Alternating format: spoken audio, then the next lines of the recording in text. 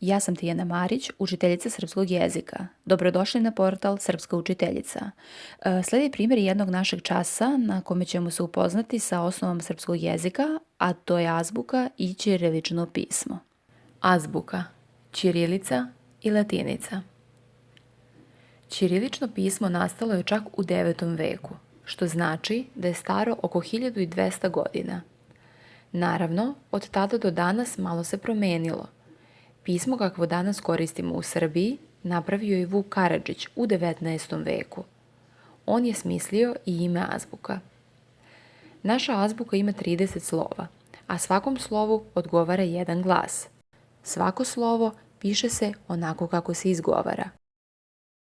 Pored ćirilice, u Srbiji koristi se i latinica, njeno ime je abeceda. A. Automobil. B. Beba. V. Vodopad. G. Grozd. D. Drvo. Đ. Đak. E. Ekser. Ž. Žaba. Z. Zebra. I. Igla. J. Jagoda. K. Konj. L. Lopta. Lj. Ljuljaška. M. Motocikl. N. Naočare. Nj. Njuška. O. Oko. P. Put. R. Robot. S. Sat. T.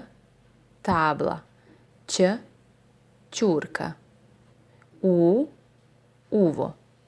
F. Foka. H. Hleb. C. Cipela. Č. Čaša. Dž. Džak. Š. Škola.